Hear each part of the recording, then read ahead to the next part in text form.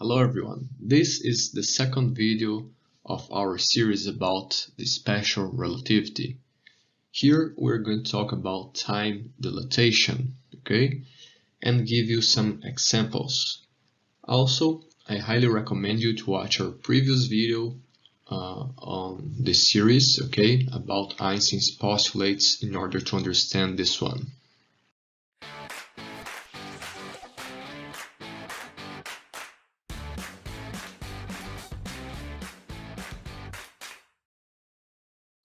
So to understand what is time dilatation in special relativity, let's do this quick mental experiment.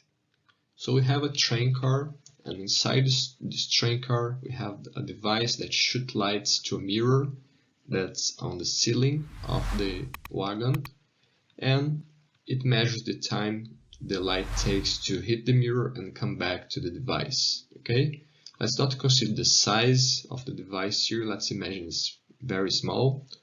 So the distance between the device is the distance between A and B, okay, which is L.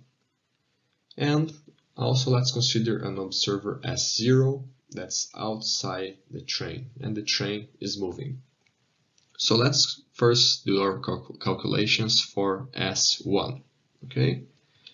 So we can calculate the time for S1, T1, would be the distance traveled divided by the velocity. Okay, so the distance is 2L, right? Has to go and return, and the speed is the speed of light. We can isolate L here, okay, because we're going to use it later. So the length, the distance is C times T1 over 2. Okay, now let's go to S0. So S0 see things in a different way, right? So the light hits the mirror and comes back to the device, but the path is different, right? Because the train is moving. And this distance here from one point to another one can be calculated according to the velocity or the speed of the train times the time it takes to move from here to here. T0, okay? Very good. We can apply some trigonometric formulas here to calculate this distance, okay? So our T0 will be 2 times this distance divided by V0, right? So D is actually the square root of L squared plus U times T divided by 2 squared, okay? This is the Pythagoras theorem, right? So the diagonal here would be this size squared plus this size here squared. This size is half of U times T0, okay? And everything is the square root of both sides squared. All right. Now let's do some calculations here, okay? We have our time 0, which is 2 times D over V0. We have our L that we've calculated for observer 1, okay? And that distance that we calculated using the Pythagoras theorem. Now, see that we have 2 times D here, so we can put this expression into this one, all right? We can also put this another expression in orange inside here because we have L. Interesting. So now we have these three equations in just one. All right. And from here we can apply some math. Okay. So 1 over 2 squared can actually go out to the outside of the square root. Okay, so we can simplify this number 2's here. We can also multiply everything both sides for C, right? And also square both sides. So we take this square root out. Okay, so we pass C to the other side and squared both sides. Now from here I can put everything that's related to T0 to one side, okay? and then factor t0, right? So we have t0 squared times c squared minus u squared equals c squared times 1 squared. From here, we can divide everything by c squared.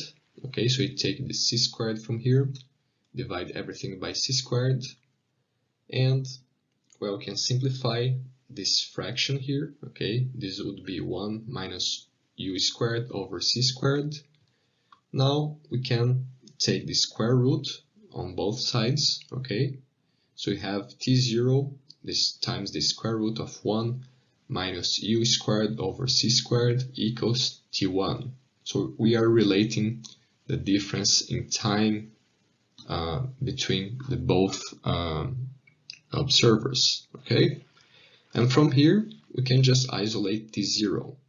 So see now that the time for the observer that's outside the car is actually greater than the time for the observer that's inside the car, right? Because, well, this u here has to be less or equal the speed of light, right?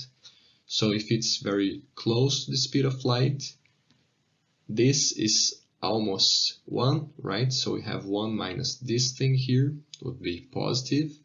The square root would be a number less than 1. So if we divide a number by another one that's less than 1, we have a greater number, right?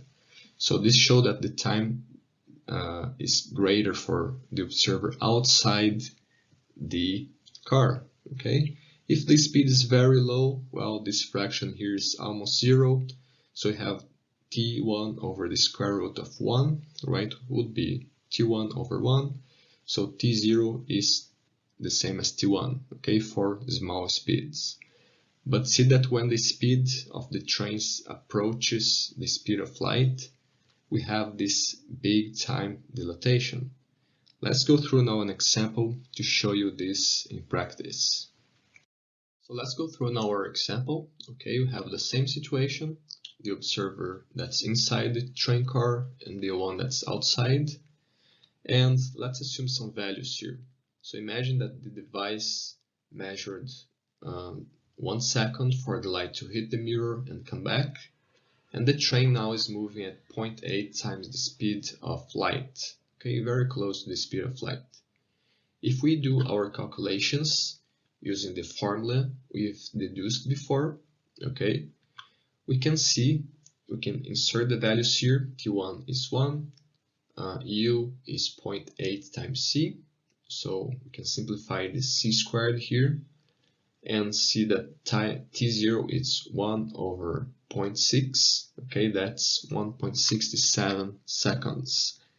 So see that both times are not the same, even though it's the same device in the same train car, but just because the train is moving at a speed that's close to the speed of light, we have a time dilatation for the observer that's outside the car, okay? And you may ask, well, so what's the real time, right? Is it 1 second or 1.67 seconds? Oh, actually, both times are correct. That's not a virtual time over here, okay? That's a real time also for observer S0. So these are some of the weird effects we have in special relativity when we assume the Einstein's postulates. So that's it. I hope you enjoyed and see you next time. Physics can be easy. Subscribe to our channel and learn with the geeks.